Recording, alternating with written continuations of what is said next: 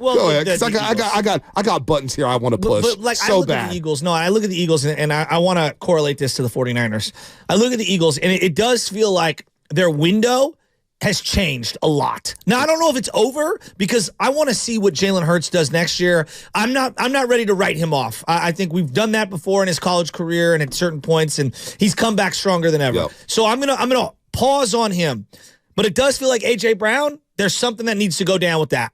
I don't know what. Jason Kelsey's retiring. Fletcher Cox is in limbo. They have to pay Hassan Reddick. They have to pay Devontae Smith. Right. They've got to retool their coordinator situation. It feels like, to me, unless they hit the most unbelievable offseason of all time, they're like a year away. Yep. They might be. I look at the Niners. But also, to add to that, that's why it's imperative to take advantage of the situation. That's my point. Because last year the Eagles were a play away from winning the Super Bowl. A Bradbury hold. Go figure. People tried to tell us. It's the only thing he's actually held in the last calendar year. Not to forget, Jason Kelsey just retired this morning. He's going to be a first ballot Pro Football Hall of Famer. But you blew the Super Bowl last year. You had a 10-point lead at the half. I know. We know during the Harbaugh era. You don't get those chances every single year. And you're going to look back at that era and you're going to be very regretful. And so I look at where the 49ers are at right now. Everybody's pretty much locked up. Like, even if the Brandon Ayuk thing doesn't come to fruition in terms of an extension, you still got him on that 5th year. Like, you don't have to do anything, right? Yep. Everything could be rolled into next year. Okay, yeah, Chase Young could walk. All right, big deal. You know what I mean? Not the end of the world. You got your draft picks back, which you didn't have the last couple of years. It feels like you are in a perfect window for this year and next year. You have to strike now. Look at the landscape. It's Baker Mayfield and Todd Bowles. It's Dan Campbell and Jared Goff. But you know what, though? Can I stop you for a second? I'm not sleeping on that defense in Tampa Bay. That defense can win you a lot of football games. And their defense has kept them in a lot of games. I know we always look at the coach and the quarterback. But in this type of season, this time of year, it's all about the trenches to me. If the number 1 seed 49ers lost to what finished the season 9-8 Tampa Bay Bucs team, it would be a shocker. It would be disappointing. It'd be a shocker. But it's also a Tampa Bay team where they went to the fourth quarter down 13-7 to the 49ers out here at Levi Stadium. That was a 13-7 game going into the fourth quarter. If I told you September 1, okay? September 1. Halftime. September 1. Cowboys eliminated. Eagles eliminated. But you're talking to a guy who doesn't fear the Cowboys. I don't care. The Cowboys, I don't going fear. Into this year right. war. No, if I you hear told me it was going to be Jordan Love and the Packers, if you told me it was going to be Detroit and Goff, I would have feared Detroit to some degree because I think we all were riding pretty high after they beat Green Bay to end the year last year, and they were trending up. But we all thought, like, they got to win some playoff games. We'll see. Like, it's Tampa, Detroit, and Green Bay. Right. Now, hey, the unthinkable could happen. The Niners could easily lay an egg. I'm just saying, in terms of opportunity, you can't ask for anything better. No, you can't. I mean, you are the number one seed. There's no excuses. You're number 1 seed in home field advantage. And this is why I've been on it, and you guys have all pushed back at me about this. From day one, when we started this journey at the Hilton Hotel, and we kicked off training camp at the Hilton Hotel in Santa Clara back in late July, I said, look, keep it in the back of your minds. Don't get it twisted. This season's all about Super Bowl or bust. And now, it's all about the Super Bowl. And now, so, I agree 100%. Well, you should have agreed from day one. Well, we're here now. This team's here. This team's been here from day one. Mm-hmm. It's all about Super Bowl or bust with this football team. With all that talent, with all these weapons, which I thought could be the best offense since 94, 98, 89, and it's lived up to that. And it was. Right? And you got Bosa on the other side. And I expect Bosa, this is a huge game for Nick Bosa and a huge playoff run for Nick Bosa. Oh. Number 97, after not recording a sack last season, best show up. And we love Bosa. He joined us on a roast. He's a roaster now. But he's got to show up, and he's got to play big. When you get paid the money that he's getting paid, he's got to have an impact, and he's got to be in the backfield relentlessly. So it's always been Super Bowl or bust. But I'm going to take the names off just because it's Detroit, Tampa, Green Bay. I'm not taking these defenses lighter, man. I'm not taking none of these teams lightly. But this is their best opportunity. Like, there's no Pete Carroll, there's no Seahawks, there's no McVay, right? There's no Stafford. Like, there's really no proven guy. Jared Goff has been to a Super Bowl with the LA Rams, and most casual fans underrate how good he is. However, can you say that Jared Goff is more proven than Brock Purdy? I mean, I'd say about the same. No, that's cap. How's that cap? Jared Goff has been in numerous postseasons. No, he has, and he had one good run. He had a couple good runs. He's won a lot of playoff games. He had one good run. He's won a lot of playoff games. I mean, I like, watched him get removed from a game for a backup quarterback, and then Washington was playing against them when running for their lives. Like that was, I don't know. He had a pretty ugly run at the end with the Rams. They're about equal, I would say. And that's being fair. I think that's being unfair to Jared Goff. All right. Well, whatever. I mean, two separate franchises, a little different too. Like he's had to go somewhere else, and now he's proven it 2 places. I think that's pretty impressive. Well, exactly. But to your point, regarding Brock Purdy, I think it's a huge one for him. If we even want to entertain the thought of big money extensions and all that stuff, which is still years away, you have to show up in these playoffs. You can't be a passenger. No, you can't. Well, you know what? But it's okay to be a passenger. Just you just heard Baldy. He talked about C.J. Stroud and Jordan Love. They threw the ball 21 times. You know what you need to do in the playoffs? You need to win the line of scrimmage. Well, yes. And you need to run the football, and you need to stop the run. And you need to put your quarterback in a position to where he doesn't have to throw the ball and make a ton of mistakes. You know what I mean? Like, that's the key to playoff football. That limit the opportunities you have to make a mistake. I don't want my quarterbacks making a mistake. Now, Jared Goff has gotten in trouble in the past, and he's made mistakes. I get all that. But Jared Goff has won playoff games. So I'm going to put respect on Jared Goff's name. He's proven a lot to me to help that franchise get to this point, and now they get to host a game. Now, that Tampa Bay-Detroit game is going to be a fist fight. It's going to be a physical football game. I don't know who the hell is going to come out of there with a victory. I'm not going to worry about it right now. But Brock Purdy, I do want to limit it because you said something yesterday where he's extended plays, but you worry about him maybe extended plays and then throwing across his body and throwing back into danger. Yeah, you do that against Green Bay, and you could end up like the Dallas Cowboys. Well, that's the big denominator that I'm looking at is turnovers ruin an entire playoff series. I mean, it can ruin an entire half for you if you dig a hole because of turnovers. Short fields, a touchdown here, a touchdown there. Now you're playing from behind, and you know what graphic's going to pop up? Yep. The 0-37 graphic when you're down 8 or more. So, and let's be real. Brock Purdy still has a lot to prove. He has a lot more to prove than Jared Goff. Right? You know what I'm saying? Like, when we think about this, Brock Purdy was a passenger during that Dallas game last postseason in divisional round, and I'm cool with that. I don't care if he's a game manager. I don't care if he throws the ball 6 times. I don't care if he throws the ball 36 times. To me, it's all about winning the damn game. But Brock Purdy does have a lot to prove. Can you play mistake-free football? You cannot get caught up in trying to go into a shootout with Jordan Love or Jared Goff or Patrick Mahomes or Josh Allen. Run the ball, win the line of scrimmage. But to me, this game all starts. It all starts for me. And you're different. Everybody's different. 888-957-9570 who can break down the keys to the game. To me, it's what Baldy said. It's all about this front four. It's all about number 97, 91, 98, and whether it's number 5 or 92.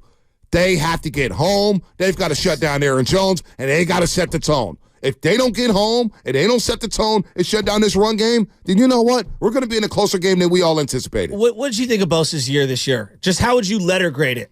Without any explanation. Just give me a letter grade. I'll give you a B. A B. Is that just in terms of any player or judged on the Bosa? The Bosa curve. The Bosa curve, yeah. The Bosa curve. You're a former DPOI. I think it was like a C on how I view him. Dude, you held out. I mean, let's just call it what it is. You kind of held out. You came into camp, and everyone said, don't worry about him being in shape, but yet he was still kind of playing himself into game shape. It wasn't a great Bosa year. You can erase all that negativity with a big game. I'm going to be real. Like, I'm one of the biggest Bosa fans. I didn't think he had a great year. He had a decent year. I expect more from Bosa. You're in your prime, dude. You just got $120 million guaranteed, for Christ's sake. This is why I'm saying. 120? That's why I'm saying this is a huge postseason for him.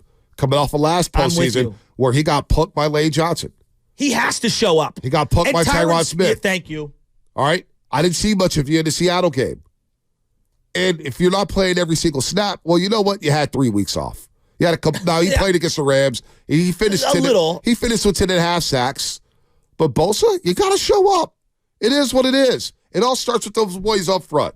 So, I mean, think about where we were at the beginning of the year. He had 10.5 this year. I didn't even think he got the double digits. Yeah, but like if I would have told you after signing $120 million, he'd get 10.5 sacks, most people would be disappointed with that because he's so good. It's like, Steph, like, oh man, I'm frustrated he's turning the ball over because he's so good. I expect better.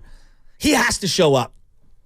Has to. Baldy mentioned how Aaron Jones is one of the hottest running backs in the league. He averaged 120 yards per game on the ground over the last 4 weeks. And Green Bay's basically had to play playoff games every single week, whether it's beating Detroit on Thanksgiving, whether it's beating the Bears at Lambeau Field, whether it's beating the Minnesota Vikings.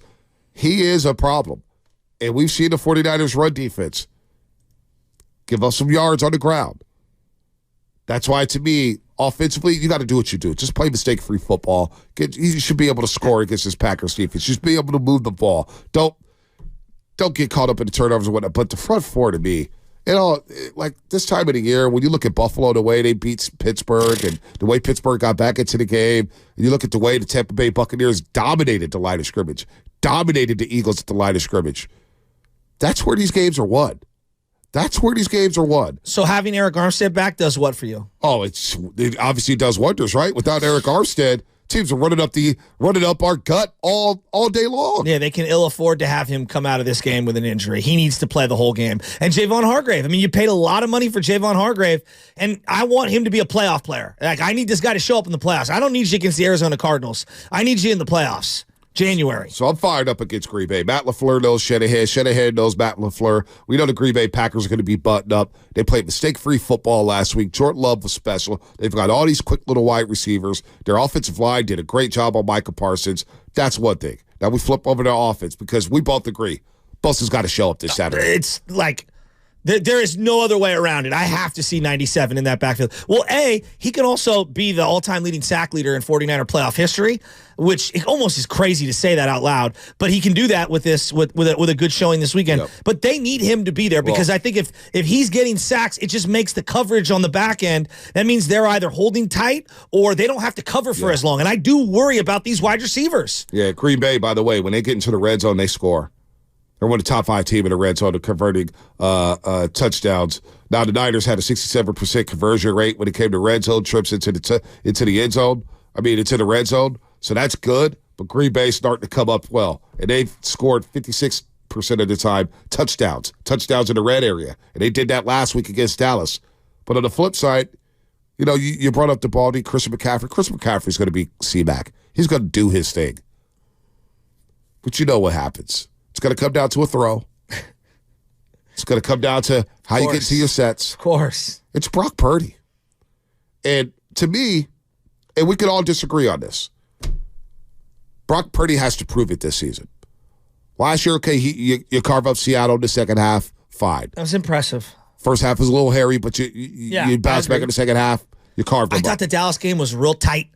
I mean, if you watch that back, I've watched it back. He made 2 good throws in the fourth quarter, which is really what it comes down to. Can you make great throws late in games?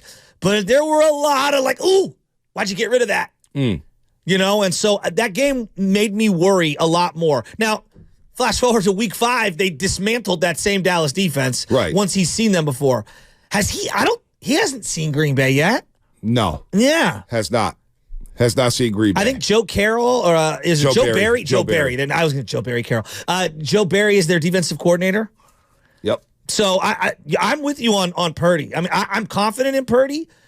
He's had a monster year, but there have been some games where he's looked a little sketch, and that's every quarterback. That's why I push back, and as we get deeper and deeper into this week and we get ready for this game, I have a problem when I hear, oh, man, Jared Goff and Baker Mayfield, and you're not playing against them. Purdy's not playing against them. I don't know if we have the best quarterback in the NFC. If you put all these quarterbacks in the NFC, Jared Goff, Baker Mayfield, Jordan Love, Brock Purdy. I think who's going number 1? Brock had the best season for his team. But who's going number 1 on the draft board? Well, what's my team look like? I'm just throwing it out there. You had to pick a quarterback. Those 4 guys are there. I don't care. Forget the team. You can just say they're the first picks. I think I'm probably still taking Brock. He's the youngest of all of them. And he's been pretty dynamic. His winning percentage pretty much speaks for itself. Now, you can say it's a byproduct of the team, but, man, he's done wonders. I think there's a lot of people who will take Jordan Love. Maybe. I think there's a lot of people who may take Jared Goff. I don't think anybody's taking Baker, but you got to have to give Baker credit. And finance doesn't factor into this conversation? No, it's just on the board. Barbershop talk. Yeah. Now, if you want to get into the nuances, everything. Well, because age, I do think matters. Like, Goff's 28, 29, and so that's going to change some people. So I'm probably still taking Purdy. All right. That doesn't mean he's going to outperform these guys this weekend. I would have taken Steve Young heading into the 92 playoffs, and it didn't show up that way. I can't believe I'm saying this, but, when I think about Jordan Love and I think about Jared Goff, I'm not sure if I'm taking Brock Purdy number one amongst those guys. When I'm talking sheer talent at the quarterback position, you see some of those throws Jordan Love made off the back foot, the arm. He didn't even use his mobility. Now, Brock Purdy's special, and he's had this offense, but think about what Jordan Love's had to do. He's been one of the hottest quarterbacks over the last 9 weeks.